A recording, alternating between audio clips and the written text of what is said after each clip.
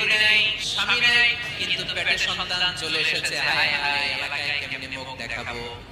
লজ্জায় পড়ে মারিয়াম আলাইহিস সালাম এলাকা থেকে চলে গেলেন। কি অবাক করে কাণ্ড! বাচ্চা ভূমিষ্ঠ হওয়ার জন্য, বড় হওয়ার জন্য 6 মাস 7 মাস লাগে নাই, পেটে বাচ্চা আসার সাথে সাথে বাচ্চাটারে বড় করে দিয়েছে কে? মারিয়াম আলাইহিস সালাম এবার বসে পড়লেন, বুঝতে আরম্ভ করলেন প্রেগন্যান্সির পেইন উঠেছে। হঠাৎ করে পেট থেকে বাচ্চা ভূমিষ্ঠ হয়ে যাওয়ার পরে উনি কাঁপতে আরম্ভ করলেন। ক্ষুধার চোটে খাবার কিছু নাই, সামনে ঝরনা, উপরে একটা খেজুর গাছ।